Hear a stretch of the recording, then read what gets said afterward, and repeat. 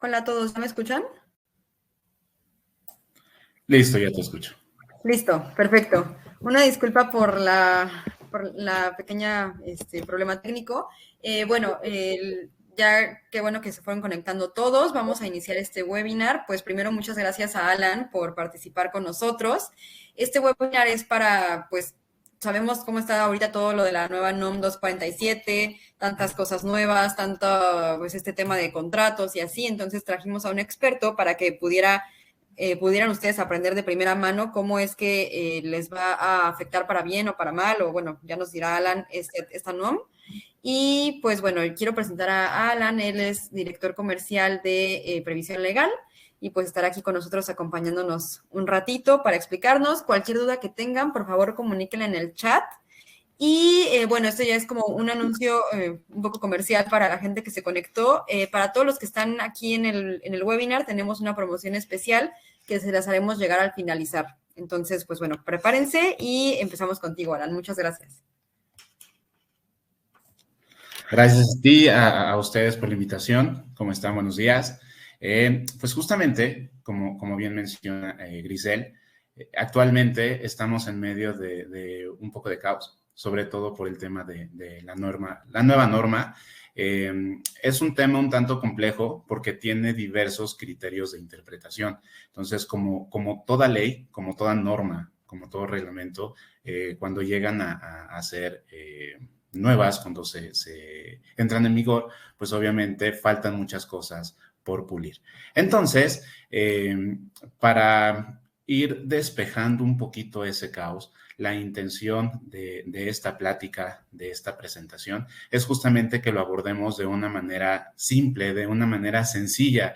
Insisto, sé que hay mucho criterio de interpretación, sé que hay mucho debate, e incluso hay tanto despachos, el notariado, los mismos creadores de la norma tienen una postura que no necesariamente son completamente compatibles. Unos dicen, bueno, es que no va a afectar o no aplica justamente para la venta de vivienda usada, sobre todo por personas que no se dedican a esto, ¿no? Un propietario tradicional, común y corriente que dice, oye, pues yo quiero vender la casa que heredé o simplemente ya me queda grande, entonces me quiero cambiar.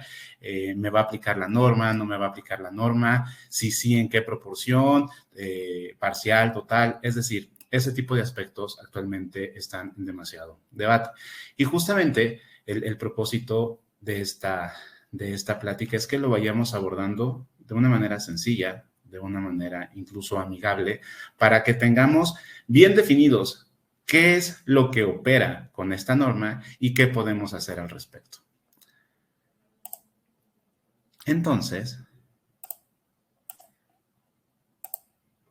empecemos con esto. Primero, ¿cuál es el propósito justamente de este tipo de ordenamiento? Bueno, pues es garantizar la transparencia e igualdad en la comercialización de inmuebles destinados al uso habitacional. Principalmente si lo vemos desde esta perspectiva, fíjense, si tenemos esta perspectiva, ¿qué podemos encontrar? ¿Dónde es más probable que exista algún tipo de incumplimiento, algún tipo de que no se aclara la información e incluso cambios entre la oferta comercial, todo ese proceso que lleva hasta la entrega del inmueble? Pues justamente es factible o es más común que se encuentre todo esto en la vivienda nueva. Entonces, principalmente esta norma va enfocada a que la oferta comercial de una preventa o de un desarrollo que ya está terminado, sí se cumpla y se materialice al momento de la entrega al último beneficiario, más bien al consumidor, que sería el comprador. Es decir, lo que se oferta se tiene que entregar al comprador. Y es por eso que en todo este en todo este proceso, se busca transparentar pues esta venta, esta compraventa, y sobre todo igualar esas circunstancias. Insisto, hoy en día puede ser común que justamente un desarrollador diga, ¿sabes qué? Voy a hacer un fraccionamiento y no sé, lo voy a hacer en Querétaro, van a ser no sé, 50 casas, pero justamente de cualquiera de las casas van a tener acceso a una casa club. Y esa casa club va a tener alberca y va a tener gimnasio y va a tener ciertas amenidades. Si por alguna situación justamente el desarrollador dice, ¿qué crees? ¿Sabes qué? Ya no pude lograr lo de la casa club y al contrario, ese espacio lo ocupé para justamente poner otras 5 casas más. Entonces, es ahí donde no fue tan transparente. ¿Qué lo determinó? Yo como comprador, cuando me preguntaron si quería continuar o no, tal vez a mí lo que me interesaba de ese desarrollo es que yo quería nadar ahí o yo quería estar en ese gimnasio, ¿no? Y como ya no se logró, entonces no necesariamente me interesa continuar. ¿En qué momento fue transparente este proceso? ¿Se me notificó y yo continué con mi decisión o simplemente quise echarme para atrás? Entonces, eso es justamente lo que busca esta norma, que todo sea completamente transparente en todo el proceso de compra, pero también en todas las personas que de una u otra manera intervienen, es decir, estos prestadores de servicios. ¿A quién aplica? Pues justamente a los fraccionadores, constructores, promotores.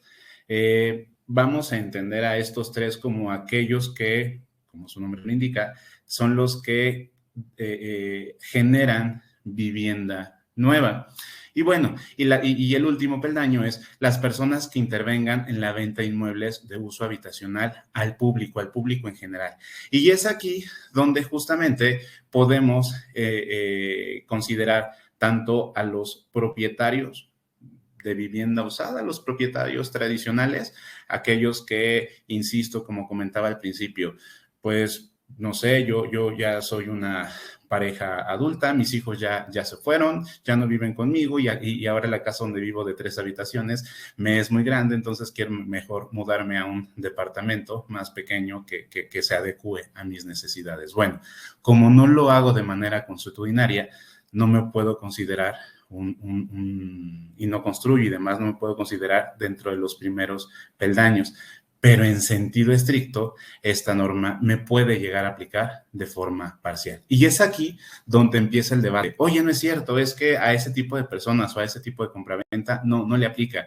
Pero también tenemos la otra postura que dice, no, sí le aplica por el simple hecho de ofertarlo públicamente. Es decir, si yo me meto a, no sé, a Facebook y pongo en el marketplace, vendo, no sé, una casa en que les gusta, no sé, en Santa Fe, y justamente en esta casa en Santa Fe, pues este es el precio que estoy pidiendo, entonces a cualquier persona que la vea, a cualquier persona que la vea, pues se le está ofertando. Justamente ahí es donde la ley contempla que pudiera aplicarse. Reitero, son diferentes criterios que los vamos a ir platicando más adelante.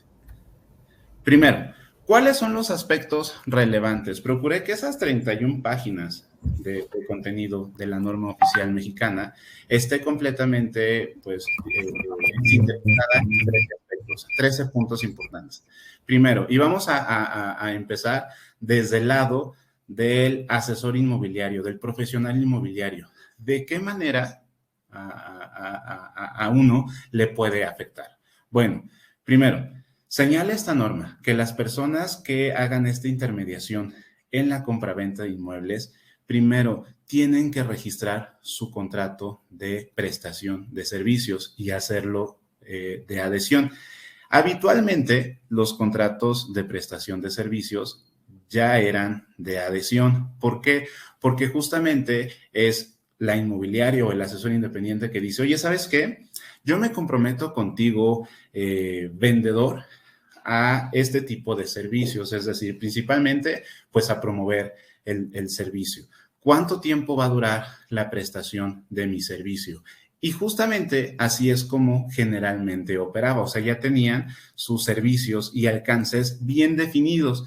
Difícilmente los llegaban a modificar para alguna operación en particular. ¿Qué es justamente lo que señala esta ley? Bueno, al momento de hacerle un contrato de adhesión, ya completamente registrado ante Profeco, ya no se le puede modificar nada, ni una coma, ya no se le puede cambiar nada porque se puede cambiar el contexto del mismo contrato. Entonces, para darle certeza tanto al comprador como al vendedor, porque también aquí se ve completamente inmiscuido o beneficiado o afectado el mismo comprador, para que todos los integrantes de esta negociación tengan completa certeza. De inicio, el asesor inmobiliario, el profesional inmobiliario, tiene que registrar su contrato ante Profeco. ¿Qué debe tener? ¿Qué le tengo que poner a este contrato? Y justamente es aquí donde nos remitimos al Código Civil y recordemos los elementos de existencia, los elementos de validez que debe tener cualquier tipo de contrato. Primero, nombre del prestador de servicios. ¿Quién está prestando ese servicio? ¿Soy persona física? ¿Soy Alan Soto? ¿O soy Soto Bienes Raíces? Bueno, entonces, ¿estoy constituido? ¿No estoy constituido? No, pues nada más tengo el nombre comercial, pero la realidad es que opero como persona física. Bueno, entonces le tengo que poner Inmobiliaria Soto, también conocida, bueno, es Alan Soto, también conocida como Inmobiliaria Soto. Porque primero es mi razón social y después mi nombre comercial. ¿Qué datos debo poner para que la gente sepa en dónde localizarme, dónde me puedan ubicar? Bueno, en el domicilio que yo estipule en ese documento y mis datos para ser contactado, qué teléfono, qué correo electrónico. Objeto y alcance de mi servicio, ¿qué voy a hacer? O sea, yo realmente, ¿qué servicios voy a prestar? Y es aquí donde también tenemos que ser sumamente claros. Entiendo que muchas veces nuestro servicio es muy integral y damos acompañamiento en muchas situaciones, pero la realidad es que tenemos que acotar de manera clara y precisa cuáles son nuestros servicios para que después no caigamos o no incurramos en alguna mala interpretación y se llegue a interpretar que yo estaba obligado a algo adicional de lo que no lo era de inicio. Ejemplo, si yo, Alan Soto, lo único que voy a hacer es promover el inmueble, pero como mi servicio es más completo, bueno, entonces yo también voy a empezar a hacer algún tipo de mediación entre las partes para que justamente una conciliación extrajudicial, para que lleguen a un acuerdo y la negociación prospere. Porque ya hay fricción por parte del comprador, ya hay fricción por parte del vendedor, entonces yo voy a hacer todo lo posible para que se entienda o se solucione y continúe. ¿Qué sucede si, por ejemplo, el comprador dice, está bien, voy a comprar el inmueble, pero a tracto sucesivo, es decir, lo voy a estar liquidando en pagos? Pago 2, pago 3, se empieza empieza a incumplir, se empieza a ir en moratoria. ¿Qué va a suceder ahí? Generalmente, lo primero que sucede es que el vendedor le comienza a llamar al asesor. Oye, ¿qué crees, Alan? Fíjate que el comprador que tú trajiste, fíjate que esta persona que tú me recomendaste o que tú seleccionaste ya está incumpliendo. Entonces, por favor, échale un gritito, una llamada, un mensaje para que se ponga al corriente, ¿no? Porque ya pasaron 5 días y no ha pagado. Realmente, esa era justamente mi servicio o el alcance de mi servicio, porque en dado caso que sí fuera, entonces también dentro de mi estructura organizacional, dentro de mi protocolo de trabajo, tengo que establecer cuándo voy a iniciar la cobranza, qué tipo de requerimiento voy a hacer y justamente qué tipo de acercamiento para no incurrir en cobranza ilegal. Entonces, realmente aquí tenemos que ser sumamente claros para señalar cuál va a ser mi responsabilidad como profesional inmobiliario y cuál no. Desglose de los cobros por gastos administrativos u operativos. Algo también que muchas veces se nos hace fácil y no necesariamente fácil en el sentido de, pues se me ocurrió. Simplemente comenzamos a calcular, bueno, yo voy a promover esta compraventa y en esta compraventa, pues justamente por el proceso que llevo, no sé, las investigaciones o algún tipo de consulta, es decir, cada profesional inmobiliario tiene su proceso. Entonces, yo en mi proceso, por todos los incluso los mismos proveedores que puedo llegar a necesitar. No sé, tengo que ir al registro público de la propiedad para ver si el inmueble está libre de gravamen. Generalmente yo agrego en mi proceso, no sé, una consulta de antecedentes legales del inquilino, digo, del comprador, porque justamente no sé si pudiera tener ahí algo turbio, entonces quiero prevenir un poquito para saber si el dinero, pues al menos vislumbrar que sea de procedencia lícita. Es decir, cada persona va a empezar a llevar su proceso. ¿Cuánto voy a cobrar por ese proceso? Si yo le pongo un monto, lo tengo que justificar. Pensemos en esto también si es que llegamos a terminar en tribunales. Si llegamos a Profeco, a esta autoridad administrativa, que es meramente de conciliación, ¿qué me va a decir Profeco? Oye, ¿por qué pusiste que por cobros o los gastos administrativos eran del 5% de la operación del valor del inmueble? No sé, si el inmueble cuesta 1,000,000 de pesos, pues entonces, ¿por qué les estás cobrando ese 5%? ¿Cómo justificas ese 5%? Lo que quiero decir es que los cobros o estos conceptos de adelantos o de apartados o este tipo de cosas para los gastos administrativos, los tenemos que fundar y motivar. Oye, ¿por qué estoy cobrando 5,000 pesos? Ah, mira, porque justamente el tabulador de mis horas de trabajo es este, yo le dediqué tantas horas, entonces eso es lo pertinente al tiempo que yo trabajé.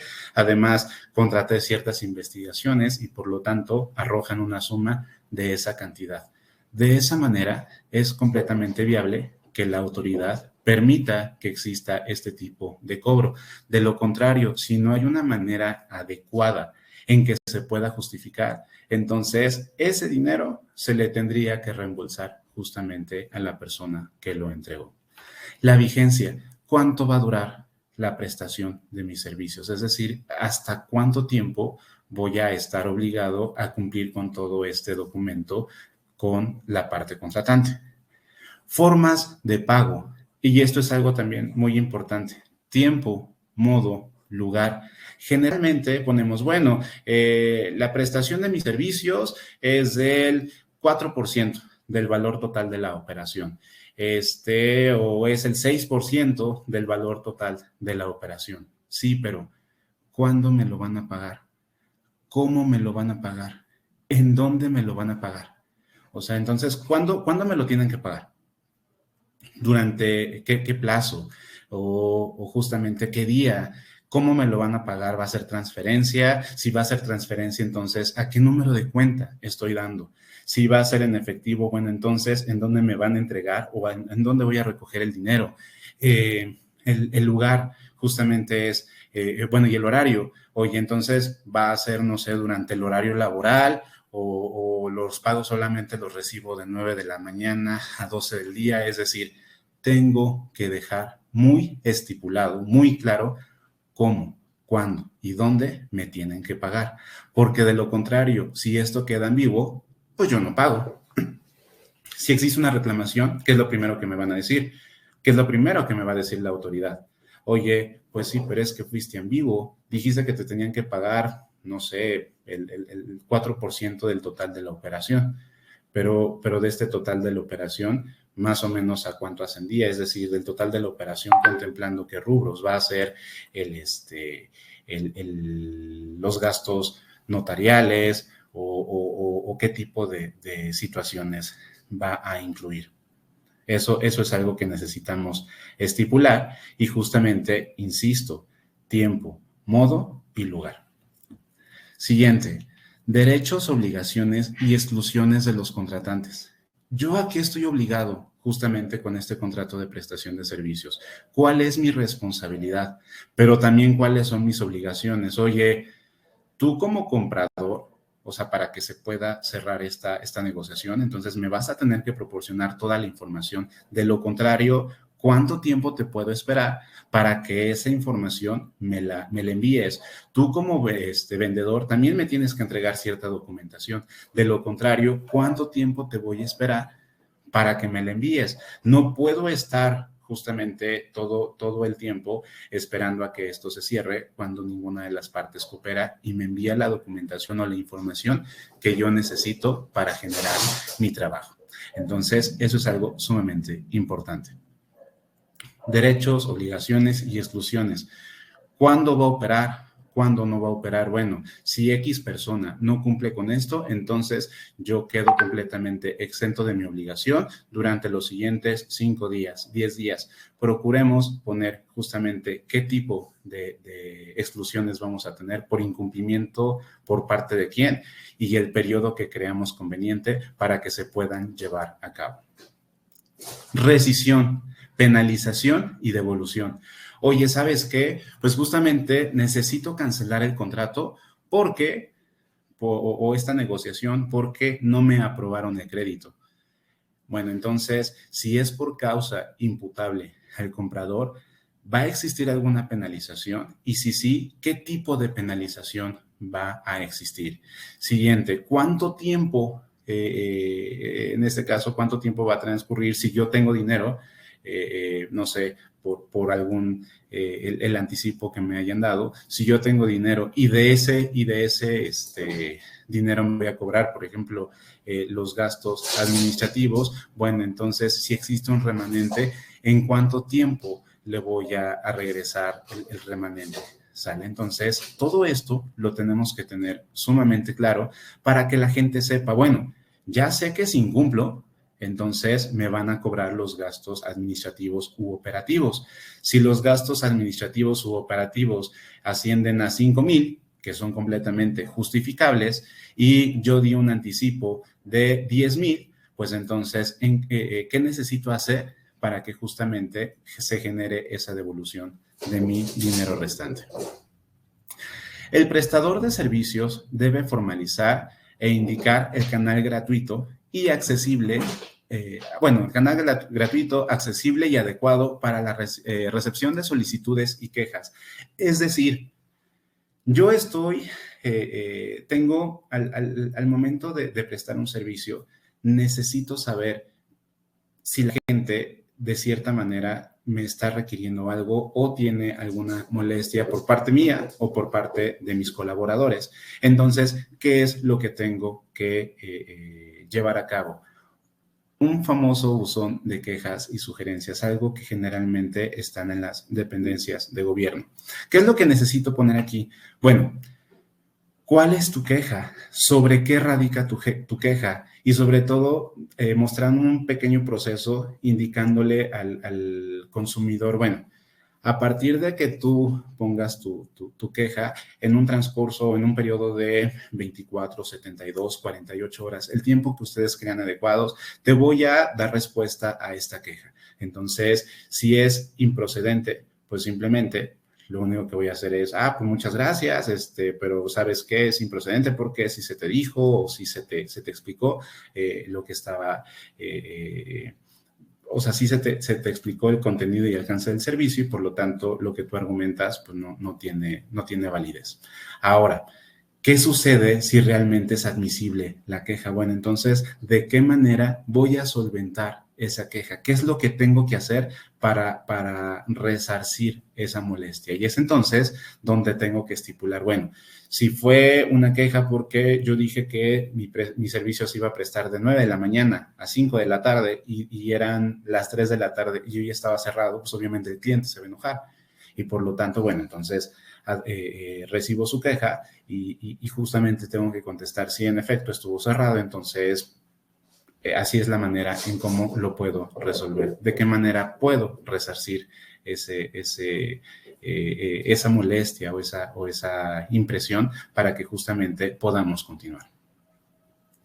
Esto lo tengo que tener tanto en la página web de la inmobiliaria o justamente lo debo también agregar. Si yo no tengo una página web, si yo no tengo una inmobiliaria física, pero sí tengo perfiles de redes sociales, bueno, entonces tengo que poner ahí cuál sería el apartado adecuado para poder llevar a cabo este tipo de comunicación con los clientes. Necesito siempre establecer canales accesibles, canales gratuitos para que la gente me pueda contactar. La recaudación tratamiento y custodia de los datos personales en posesión de particulares. Creo que aquí este es un tema donde justamente necesitamos avanzar a pasos agigantados. ¿Por qué? Porque justamente hoy en día no necesariamente guardamos esa privacidad o esa custodia adecuada de estos datos entre particulares y sobre todo de qué manera notificamos a la persona que nos los otorga, si los estamos compartiendo con alguien más, justamente cuál es el propósito de compartirlos con alguien más, y ya cuando se termine la operación, es decir, regresando a puntos anteriores, yo dije que voy a hacer la promoción de este inmueble. Pero en este sentido, ¿cuánto va a durar mi promoción? Pues va, no sé, yo me comprometo por 6 meses, pero espero venderlo, no sé, a los 3. Ya que se concluyó la operación de compraventa, bueno, ¿qué voy a hacer con estos datos? Los voy a custodiar, los voy a almacenar, los voy a borrar, los voy a cancelar. Entonces, ¿qué es lo que voy a hacer con esa información?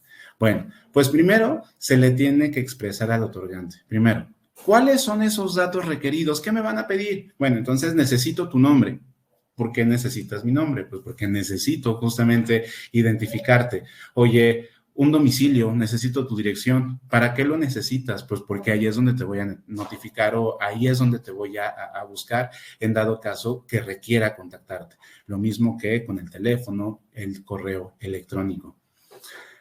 Este propósito siempre se lo tenemos que notificar. Si hay datos que no sean relevantes en la operación, procuremos no pedirlos. ¿Por qué? Porque entonces estamos almacenando más información que no está justificada en nuestra operación. Ejemplo, si yo lo voy a investigar en buró de crédito, o sea, voy a consultar sus antecedentes crediticios, ¿qué es lo que le tengo que pedir o qué es lo que le tengo que preguntar? Su nombre, un domicilio, su RFC y justamente, bueno, si tiene algún tipo de tarjeta de crédito hipotecario, en dado caso que llene el formato virtual. ¿Necesito saber su edad? Pues no necesariamente. ¿Necesito saber su creencia religiosa? Pues tampoco. Si está afiliado a algún partido, tampoco. Entonces, busquemos solamente recabar la información meramente necesaria para que también podamos disminuir esta carga en la conservación y tratamiento de los datos personales.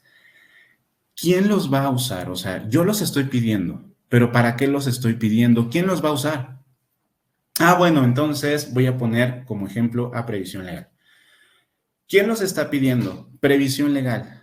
¿Para qué los está pidiendo? Justamente, pues para llevar a cabo un contrato de arrendamiento o un contrato de compraventa. Bueno, ¿y quién los va a usar? Pues solamente va a ser el área operativa para que pueda formular este tipo de documento. ¿Se va a compartir esa información? Sí, se va a compartir. ¿Con quién se va a hacer? O sea, ¿con quién se va a compartir? Bueno, lo tengo que compartir justamente con buró de crédito para que ellos me puedan dar el reporte o el historial crediticio de esta persona. O no, simplemente no lo voy a compartir con nadie. Entonces, yo lo voy a conservar. ¿Cuánto tiempo lo voy a conservar? No sé, el tiempo, si es un arrendamiento, pues el tiempo que dure el arrendamiento. O si es una compraventa, bueno, entonces en un periodo de 6 meses o el periodo que dure el cierre de la operación, es decir, qué periodo lo voy a tener. Y justamente es una operación compartida, o sea, yo voy a necesitar o me voy a llevar este negocio con otro asesor inmobiliario porque pues él trae al comprador, yo traigo al vendedor y de cierta manera tenemos que compartir esta información. Sí es una operación así. Bueno, entonces, ¿qué formato, qué documento de confidencialidad estoy firmando con este otro asesor para que justamente la información que nos compartamos de manera bilateral quede completamente custodiada y sobre todo que siga siendo privada? Esos son justamente los aspectos que necesitamos contemplar. Ahora bien, ¿qué va a pasar cuando este termine? ¿Lo voy a compartir para fines estadísticos y publicitarios? ¿Sí o no? Bueno, y de entrada, ¿el otorgante está de acuerdo? ¿Sí o no? Entonces son cosas que tienen que quedar muy, muy, muy en claro, porque después, por ejemplo, empiezan a llegar mensajes por WhatsApp, empiezan a llegar correos electrónicos de conoce las ofertas del mes, conoce nuestros nuevos desarrollos. Oye, a ver, espérame. Yo ya compré, pero nunca dije, y es más, nunca me preguntaron si yo quería que me llegara este tipo de información. Entonces, estos son cosas que se tienen que incluir. ¿Quiero recibir información publicitaria? ¿Sí o no? ¿Cómo se va a cancelar después de terminada nuestra relación contractual? ¿Cómo se va a eliminar o a borrar esa información? Esas son cosas que deben contener nuestros avisos de privacidad. En el portal web o página, perfil en redes sociales, insisto, hay profesionales inmobiliarios que tienen su página web. Hay otros que tienen redes sociales, hay otros que tienen todo esto y también tienen su inmobiliaria. Es decir, hay diferentes variaciones. Bueno, ¿qué es lo que tiene que siempre estar? El domicilio de la inmobiliaria. Son datos de contacto, son datos de identificación. Siempre en todo lo que tengamos, necesita estar claro, necesita estar accesible esta información. El domicilio de la inmobiliaria, datos de contacto, teléfono, correo electrónico, horario de atención. ¿En qué momento me van a estar prestando servicio? El contrato de adhesión registrado ante Profeco, es decir, ¿cuál es ese contrato de prestación de servicios que tengo que tener registrado ante Profeco? Es decir, ¿bajo qué norma vamos a trabajar? Y bien, el aviso de privacidad siempre, siempre, siempre es algo que tiene que estar. Canal de solicitudes y quejas, es decir, ¿tienes algo que decirme?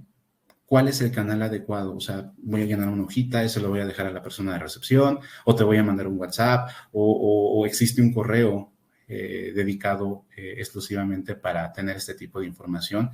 Lo tienes que dejar muy en claro. ¿Cómo me voy a poder quejar? ¿Por qué? Porque esto, es como agotar los recursos. ¿Cómo tiene que suceder? Oye, ¿sabes qué? No estoy conforme con tu servicio por esto. Y primero me quejo contigo. Si veo que tú no me haces caso, entonces voy a la Profeco y le voy a decir, ¿sabes qué, Profeco? Fíjate que Soto Bienes Raíces no me atendió adecuadamente. Y como no me atendió adecuadamente, pues mira, aquí está. Le dije que no me gustaba esto, que estaba incumpliendo aquello y no me hizo caso. Entonces, por favor, interviene. Y eso va a ser un elemento probatorio para que Profeco me busque y me diga, oye, ¿cómo es eso que no estás cumpliendo con esa queja que te está poniendo tu consumidor? Y es ahí justamente donde puede empezar este tipo de proceso administrativo, porque desde el inicio yo tuve que desahogar o tuve que resolver esa queja por parte del consumidor, ya sea solucionando el problema o bien explicándole clara y llanamente el por qué no era factible su queja. Bueno, en el caso de los inmuebles ofertados, ¿qué es lo que necesitamos observar en estos listados, en estas páginas electrónicas por parte de los inmobiliarios o también de los desarrolladores? Los precios totales, es decir, ¿cuánto cuesta realmente ese inmueble? Si es a crédito, ¿cuánto me va a costar? Si es de contado, ¿cuánto me va a costar? Ahora bien, ¿esto ya incluye los gastos notariales? No, no los incluye. Ah, bueno, entonces eso lo tengo que especificar. Es adicional a los gastos notariales, o si ya los incluye, entendiendo también que hay desarrolladores que dicen, bueno, como promoción del mes, yo te incluyo o te regalo los gastos de la escrituración. Bueno, entonces, ¿cómo me lo vas a especificar? Si me vas a dar crédito, ¿cuál es el costo anual total de ese crédito? ¿Cuánto voy a estar pagando de intereses? Esa corrida financiera también me la tienes que mostrar. Características apegadas a la realidad. También es muy importante que justamente en nuestras publicaciones señalemos cuáles son esas características que sí tiene el inmueble de inicio. Por ejemplo, si el inmueble está, voy a poner un ejemplo muy, muy burdo, está en Santo Tomás Ajusco, y yo pongo en mi publicación, bonita casa al sur de la Ciudad de México, a 5 minutos de periférico. No hay manera, ni en la madrugada de un día festivo, no hay manera en que una persona llegue de periférico a Santo Tomás Ajusco en 5 minutos. Entonces, son justamente ese tipo de detalles que tengo que poner de una forma clara y realista. Bueno, sí está al sur de la Ciudad de México, pero no está a 5 minutos de periférico. Entonces, ¿qué es lo que necesito poner que describa realmente las condiciones del inmueble? Si tiene acabados de lujo, bueno, ¿cuáles son esos acabados de lujo? Si tiene justamente algo estético sumamente bonito, bueno, entonces, ¿cómo lo voy a documentar? Porque, ¿qué es lo que busca este tipo de norma? Que esa oferta comercial, que todo eso positivo, como publicamos los inmuebles, realmente exista. Es decir, que la foto sea completamente verdadera, que cuando lleguemos y lo veamos, lo podamos palpar, sí realmente existe. Evitar frases e imágenes que propicien el error, así como poner logo de las asociaciones o instituciones que no conozcan y avalen las características del inmueble o transacción. ¿Qué significa esto? Que muchas veces, si formamos parte de alguna asociación inmobiliaria, ponemos el logo de la asociación. Entonces, para la gente que busca ese inmueble y que quiere también esa certeza, dice, oye, ¿qué es esa asociación? Ah, es que es una asociación de profesionales inmobiliarios. Oye, pues eso se ve bastante serio. Entonces, yo creo que sí es serio esta negociación o este inmueble es el adecuado. ¿Realmente la asociación tiene conocimiento del inmueble, de las características del inmueble y sobre todo de la negociación? No. Entonces, ese tipo de logos o ese tipo de imágenes pueden hacer que se incurra en el error. Ponemos ahí el logo, no sé, del Infonavit o del Fobiste. Entonces, pensamos que cubre con todos los requisitos que estas instituciones imponen, y la realidad es que no, pues simplemente yo lo puse porque acepto créditos del Infonavit. Entonces, son cosas que necesitamos eliminar para evitar caer en el error. Siguiente punto. El intermediario deberá entregar un comprobante por la recepción de cualquier anticipo o enganche, indicando al comprador que este pago forma parte del total, de la operación total. Es decir, si me están pagando un anticipo de 2,000 pesos y la operación es de 2,5 millones, bueno, entonces, oye, ¿sabes qué?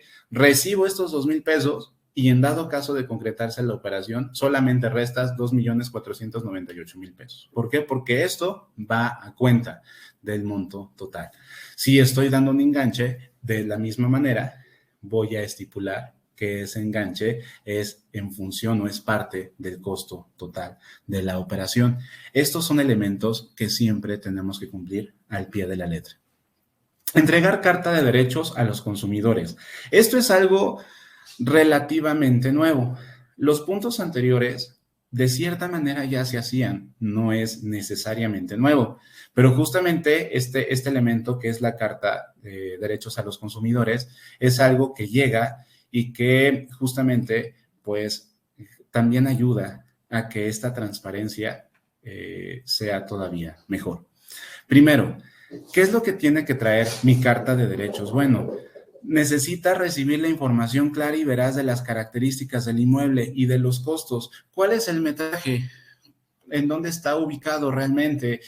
¿Cuáles son los acabados que tiene, en dado caso que sea parte de la oferta comercial? ¿Cuánto me va a costar? Si lo pago a crédito, si lo pago de contado, ¿cuánto me va a costar todo esto? Elegir se tiene que reiterar que el comprador es completamente libre de escoger el inmueble que quiera. Entonces, oye, yo te estoy ofreciendo es más, te doy un descuento interesante. No, pero es que yo quiero aquel. Pero es que este está más bonito, ¿por qué no te quedas con este? Porque a mí me interesa aquel. Entonces, justamente, el mismo comprador debe saber que él tiene esa completa y plena libertad de adquirir el inmueble que más se adecue a sus necesidades y posibilidades. Así como el notario. Por ejemplo, la venta atada, que es un tema que también contempla esta norma, señala que si yo quiero adquirir un inmueble, vamos a suponer, yo voy a comprarlo con un crédito hipotecario, pero pues justamente la institución me dice, bueno, te otorgo el crédito y aquí está mi lista de notarios, escoge el que quieras. Oye, no, a ver, espérame, yo soy libre para escoger el notario que yo desee. Entonces, dependiendo de las características, si es con crédito hipotecario, pues entonces tengo que apegarme a un padrón de los notarios avalados. Y si no, si va a ser de otra forma el pago, entonces tengo mayor libertad, mayor campo de acción para poder escoger al notario que yo desee. Pero al final del día, el consumidor tiene esa plena libertad para escoger tanto el inmueble que desea como el tipo de notario con quien desea llevar a cabo su operación.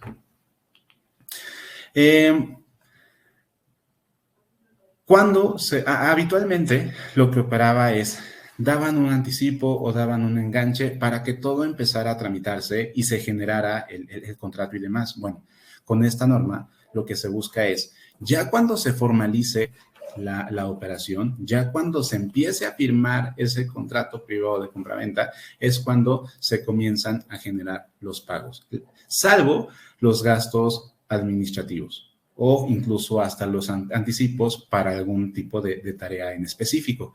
Entonces, pero hasta este momento es cuando yo voy a empezar a realizar estos pagos, hasta que formalice a través de la firma de un documento mi relación contractual.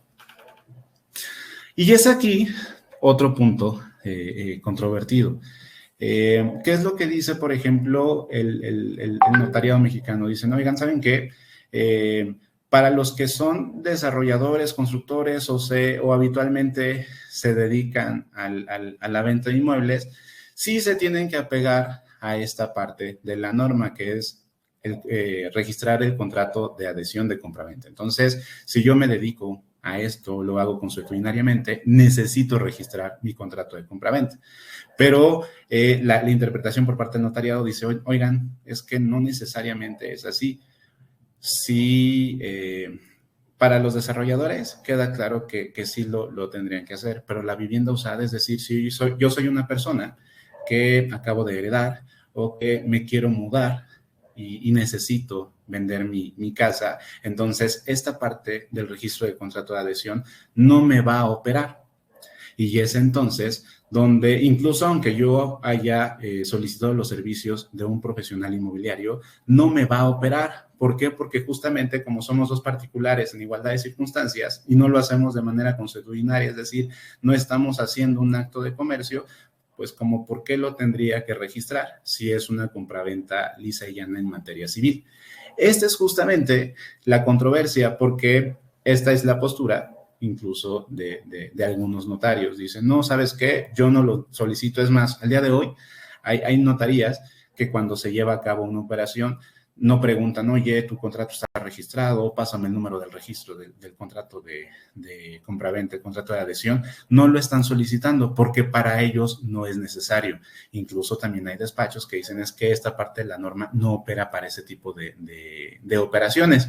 Pero también está el otro lado, y el otro lado dice, sí, por el simple hecho de haber solicitado los servicios de un profesional inmobiliario, sí te tienes que acatar a todo lo que te toque de la norma. Y en este caso, como el contrato de compraventa, bueno, el contrato de adhesión de compraventa se tiene que registrar, pues entonces tu operación se tiene que llevar a cabo por este tipo de proceso. Incluso algunas declaraciones por parte de Profeco dicen, sí se tiene que registrar, pero insisto, hay otro bando, otra postura que dice es que no, la realidad es que no opera. En lo personal, coincido también con el criterio de los notarios y de algunos despachos, en lo personal. Pero, ¿qué es lo que sucede? Y aquí es justamente donde nos tenemos que remontar y poner un poquito como ejemplo lo que incluso llegó a existir con la nueva, bueno, relativamente nueva Ley Nacional de Extinción de Dominio. Salió, entró en vigor y tenía ciertas lagunas tenía incluso ciertas discrepancias y fue justamente hasta que se hizo una revisión por parte de la Suprema Corte de Justicia que ese tipo de situaciones se fueron resolviendo. Entonces esos nudos se fueron resolviendo. ¿Qué es lo que nos tocó durante ese periodo que todavía existía cierta incertidumbre? Tener que cumplir lo mayormente posible con los requerimientos de esa Ley Nacional de Extinción de Dominio. Entonces, hoy en día, pues si bien existen argumentos, existen posturas completamente válidas las dos, la recomendación es justamente que podamos cumplir lo mayormente posible a lo que marca la norma. ¿Por qué? Porque si llega Profeco, no que lleguen inmobiliarios, o sea, si llegamos a una situación ante Profeco y ellos van a querer hacer valer este tipo de norma, nos van a pedir todos estos requisitos.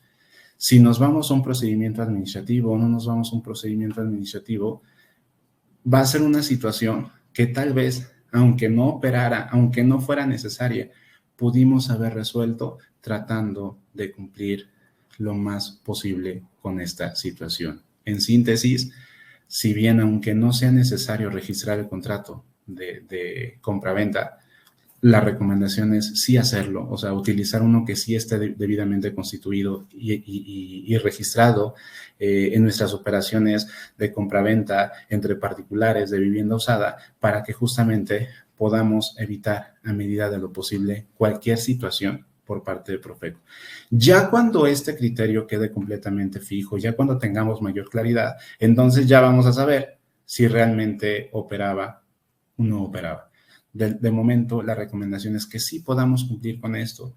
Tal vez es más engorroso, tal vez no nos guste tanto, pero sí es lo adecuado. Al menos para tratar de evitar lo más posible este tipo de conflictos. El inmueble debe contar con las condiciones de seguridad conforme a la norma aplicable. Aquí, por ejemplo, también va a existir una excepción a la norma. En este caso, si yo estoy vendiendo un inmueble destinado al uso habitacional, pero le hace falta una remodelación, o sea, está destinado a uso habitacional, pero no necesariamente va a cumplir con todos estos condiciones de seguridad. Tan es así que el comprador lo sabe, tan es así que justamente él está consciente y por eso estamos negociando el precio para que él, después de revisar qué es lo que le hace falta al inmueble, ya tenga pensado, tenga una planeación de qué necesita remodelar, qué necesita detallar para que ese inmueble quede en óptimas condiciones. Entonces, justamente este tipo de situaciones sí no necesariamente se pueden apegar completamente a la norma, porque este tipo de operaciones pues ya también van a tener que ser a criterio tanto por parte del notario y en dado caso de existir siniestro por parte de la Profeco y de las autoridades administrativas o judiciales correspondientes. ¿Cuál es la recomendación aquí? Que todo quede completamente bien asentado, todo quede completamente evidenciado. Oye, yo te estoy vendiendo el inmueble en estas condiciones y tú claramente sabes cuáles son esas condiciones, tan es así que es tu voluntad expresa continuar con esta operación para que justamente no se vaya a interpretar más adelante que existe algún tipo de dolo, error, mala fe o cualquier vicio de la voluntad. Y sobre todo que se esté incumpliendo. Siguiente punto, no ser discriminado y contar con un aviso de privacidad.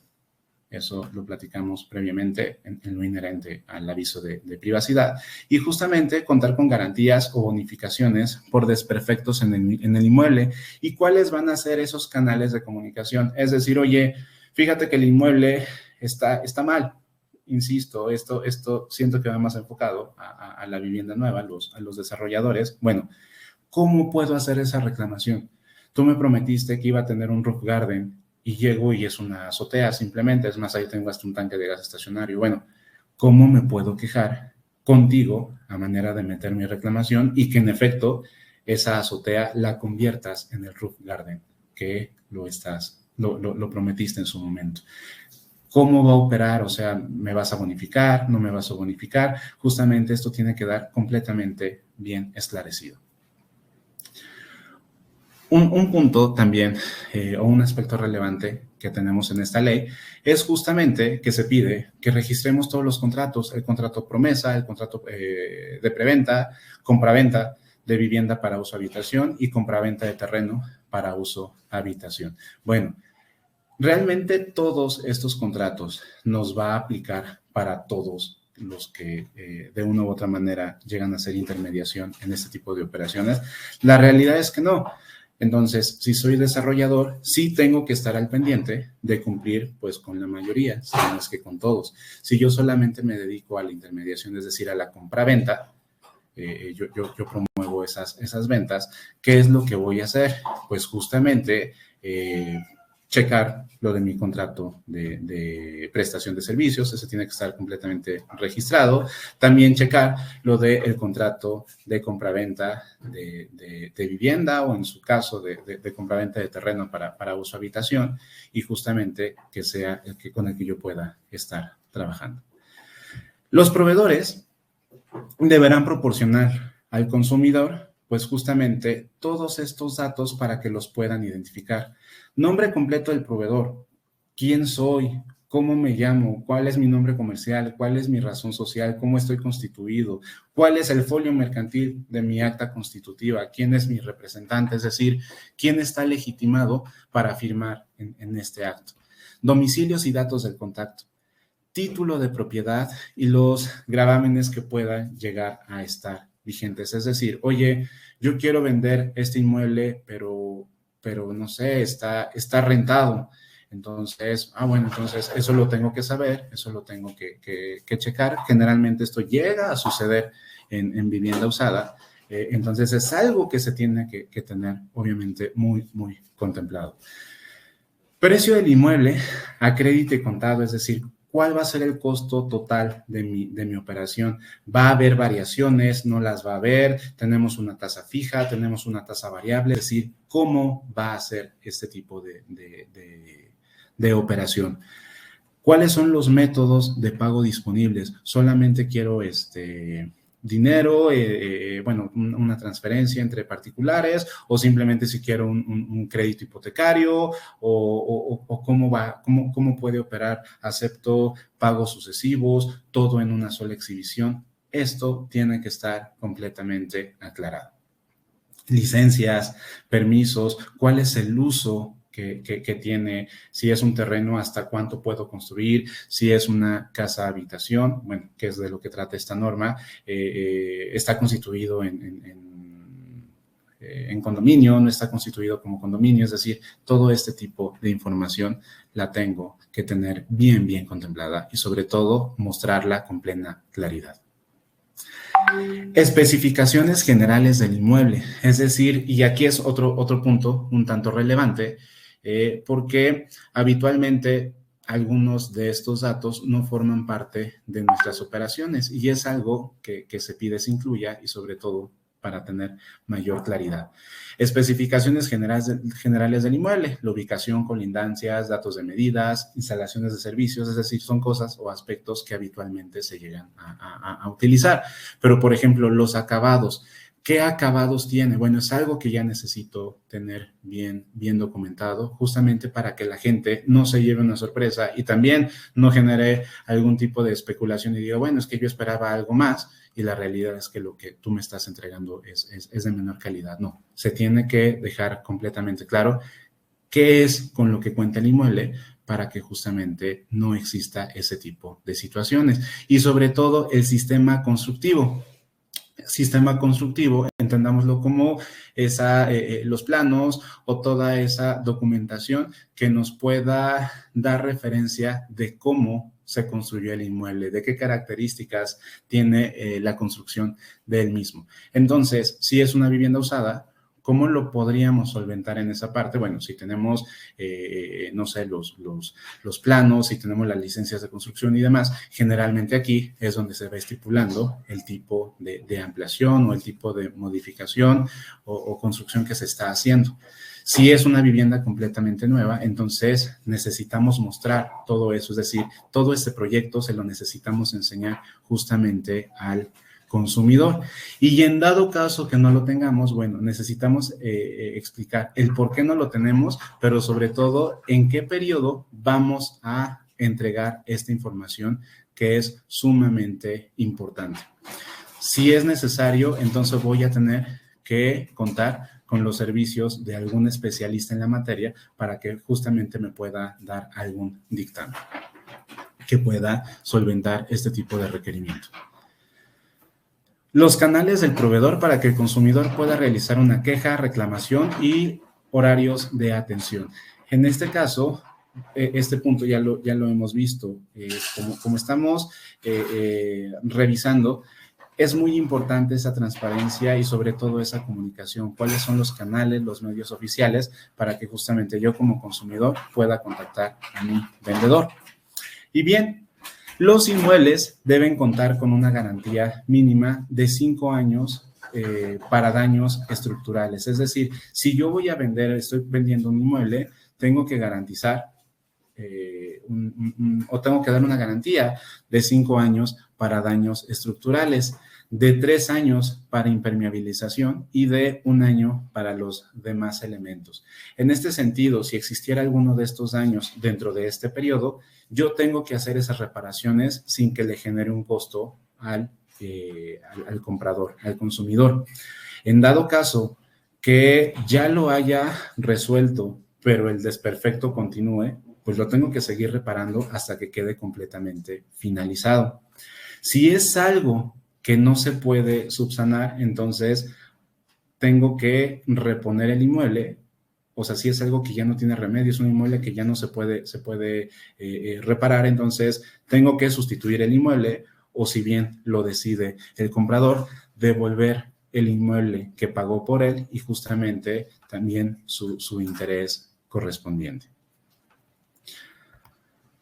Y por último, los proveedores, esto también es algo nuevo, los proveedores podrán someterse voluntariamente a un procedimiento para la evaluación de la conformidad. ¿Qué significa esto? Que tanto los vendedores de vivienda, insisto, esto va más enfocado a los desarrolladores, que incluso hasta los intermediarios inmobiliarios por parte de los asesores, si ellos desean, pueden acudir ante Profeco e iniciar este procedimiento de evaluación. ¿Esto con qué finalidad? Para que justamente la Profeco evalúe y dé el visto bueno de todos sus procesos, de todos sus servicios y les otorgue algún tipo como de distintivo. Es decir, este tipo de evaluación la va a dar como aprobada y va a ser indeterminada, es decir, no va a tener alguna vigencia hasta que la norma se modifique. Entonces, durante este periodo, la oficina, el desarrollador va a poder decir, oye, pues yo soy un proveedor completamente responsable porque mira, todas las disposiciones que marca la norma 247, yo lo estoy cumpliendo. Tan es así que mira, tengo aquí el visto bueno por parte de la Profeco. Entonces, este tipo de distintivo o este tipo de evaluación va a poder permitir, pues, separar un poco o distinguir a los que sí tienen un proceso completamente apegado a esta norma o los que, pues, justamente no necesariamente y lo tienen que perfeccionar todavía. Entonces, vamos con los comentarios finales. Pues, en síntesis, esta norma apenas tiene aproximadamente un mes, una semana que entró en vigor. Hay posturas sumamente encontradas, hay posturas que la misma autoridad señala de una manera, también hay otra postura que lo interpreta de cierta manera diferente. Y mientras eso no suceda, vamos a seguir encontrando un poquito de caos. Para evitar ese caos, para que todo sea más fácil para nosotros en nuestras operaciones inmobiliarias, la recomendación es tratar a medida de lo posible de apegarnos a esta norma. Una situación también es muy importante. Los notarios no van a ser policías del cumplimiento de esta norma. Digo, tampoco va a haber una unidad de verificación o va a haber personas por parte de Profeco que vayan visitando inmobiliaria por inmobiliaria o casa por casa para ver si esa compraventa cumplió con todos estos requisitos. La realidad es que no. Esto va a suceder hasta que alguna persona, algún consumidor se queje, llegue a manos de Profeco para que él pueda echar a andar este tipo de revisión. Pero insisto, mientras todo esto se esclarece, mientras sabemos o ya tengamos una postura completamente definida, hay que tratar de cumplir a medida de lo posible con todos estos requerimientos por parte de la autoridad.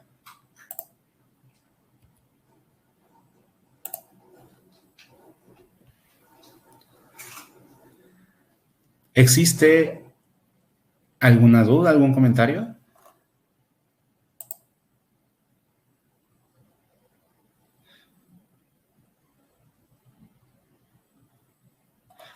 Veo que sí. Por ejemplo, menciona Adolfo Escudero que las partes contratantes en una compraventa están de acuerdo. En comprar un inmueble en el estado en el que se encuentra, en su caso se anexarán fotografías y aseveraciones. Es exactamente correcto esta opinión, porque justamente es esa compraventa ad corpus, así como está, y en ese sentido, pues justamente queda, va a ser esa excepción, insisto. No podemos aplicar esta norma, como dicen por ahí, a rajatabla. Habrá situaciones en donde, oye, yo estoy de acuerdo en comprarla así, tú estás de acuerdo en venderla así, ambos conocemos los alcances de toda esta operación y por lo tanto, pues no tendría por qué existir algún tipo de consecuencia. Las multas serán excesivas por parte de Profeco. Sucede esto. ¿Qué pasa con las multas? Y es un tema que como pudieron ver, no toqué. Mientras no quede completamente claro cuál es la consecuencia, más bien, ¿quiénes sí tienen que cumplir con esta norma? ¿En qué proporción van a cumplir? Es decir, ¿va a operar por completo para todos los que venden vivienda usada o va a operar por completo para todos los que venden vivienda nueva? Es decir, hasta que no sepamos bien quiénes son esos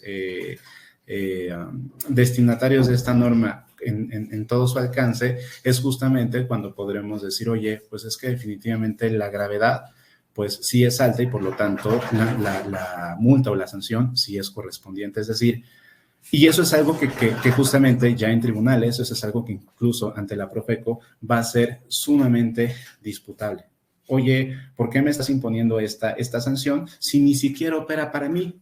Y por lo tanto, si tú, Profeco, como autoridad administrativa me lo impones, bueno, entonces voy a ir a un juzgado competente y voy a interponer el recurso que sea procedente. Entonces, justamente ese es el tema ahorita con las multas o con las sanciones. Todavía no podemos tener ese parámetro porque todavía falta mucho por esclarecer.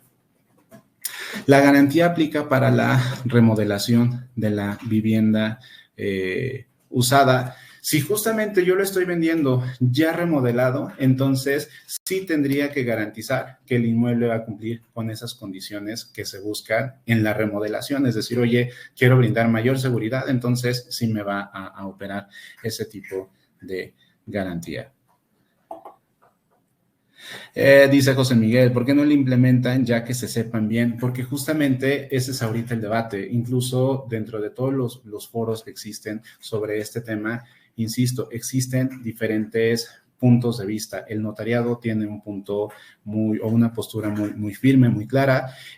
También incluso los creadores de la norma tienen una postura o una visión un tanto diferente a los notarios y es por eso que, insisto, hoy en día para llevar una operación de esta naturaleza no necesariamente se están pidiendo esos requisitos. Por lo tanto, pues sí es algo que debiera ser así, es algo que cuando aplicamos una norma ya necesitamos tener bien todo bien orquestado para que sepamos cómo va a cumplir, pero insisto, esto es algo que así sucedió, no es nuevo, también nos pasó con la Ley Nacional de Extinción de Dominio, también nos pasó con algunos lineamientos u leyes anteriores, entonces desafortunadamente pues esto es algo así. Bueno. Alan, ¿me escuchan ahí? Sí, se escucha, ¿verdad? Pues mira, lo que veo es que hay muchas preguntas. Creo que para, no sé, tal vez contestarlas podría llevarnos un poco de tiempo. Les pedí que las mandaran al correo de Hola Wigot y ya ahí te las pasaremos y si nos haces favor, las contestaríamos por correo para no excedernos del tiempo del webinar. Claro que sí, con todo gusto. Perfecto, pues muchas gracias a todos, sobre todo Alan, gracias por asistir y por darnos esta capacitación que pues al final sí, creo que todos nos llevamos bastantes conocimientos nuevos y sobre todo pues una empapada completa de esta nueva norma. Gracias a todos por asistir y pues bueno, recuerden que las preguntas las estaremos contestando vía correo electrónico y también les haremos llegar la promoción de esta sesión para que bueno, la puedan aprovechar. Muchas gracias a todos y pues que tengan buen día. Gracias, excelente fin de semana. Hasta pronto.